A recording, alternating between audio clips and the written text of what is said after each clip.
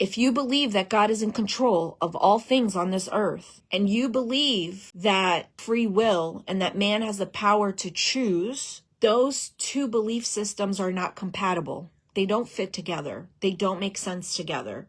Think about the question, why is there so much evil in the world? Why did God allow a school, Why did God allow, this person to be hurt, fill in the blank. Well, if you believe God is in control, that is actually going to dominate your belief in choice and free will. So this belief in choice and free will goes away, because what dominates is God is in control, because you believe he's the supreme being, and he is. So now it's God's fault that it happened. God made it happen. God didn't stop it. Next thing you know, you're mad at God. You don't understand God.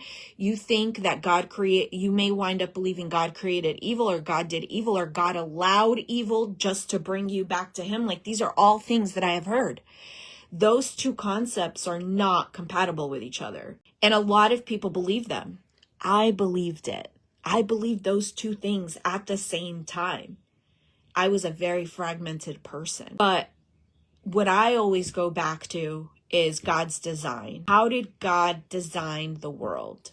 How did God design humanity? What did God form in earth? We don't know much about the universe, because the scriptures don't say a lot about the universe. What the scriptures start with is the creation of earth and humans. That's us. That is our story. And in that story, God reveals himself, and he reveals his heart for us on earth as humans, or as humans that he created earth for. So I go back to the beginning and I ask myself, what is God revealing about himself in the creation story? He's in control, or that he has given man free will? And I'm not going to give you my answer to that question. I'm just going to leave you with that question, because again, I'm not here to tell anybody what to believe. I just want to help you ask questions, because great questions give you great answers. And the more informed you are, the better decisions you can make. And the better decisions you make, the more intentionally you live. And that means you live life with no regret, because you are doing everything with intention to the best of your ability, and you're enjoying life, and you're doing life, and everything is just, you have autonomy. So I know we took like a big old spin, but my life is around helping people find their purpose.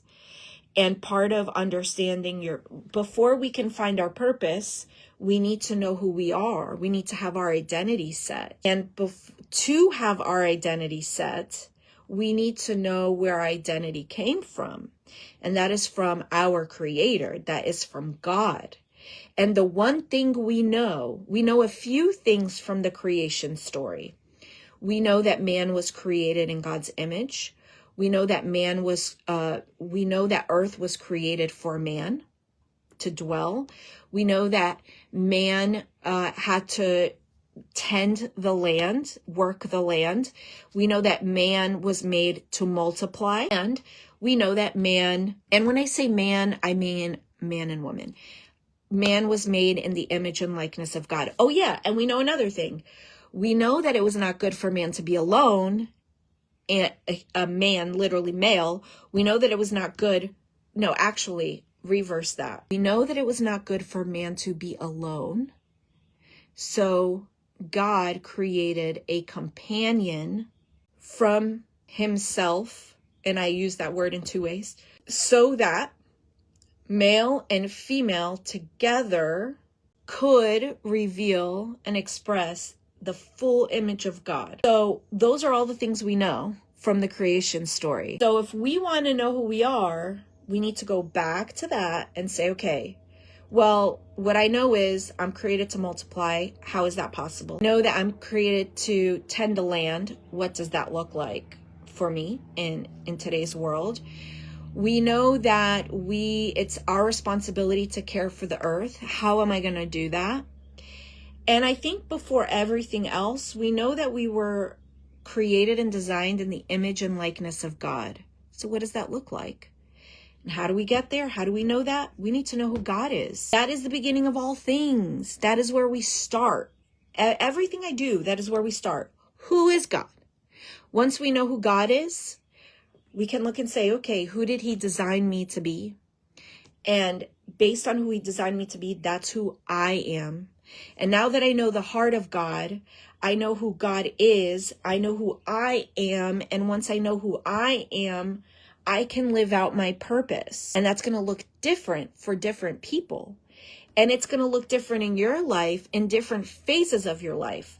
So you living your purpose when you're a teenager looks different from you living your purpose when you're, a young adult versus when you're newly married versus when you have kids versus when your kids are little versus when your kids are teens versus when your kids are in college.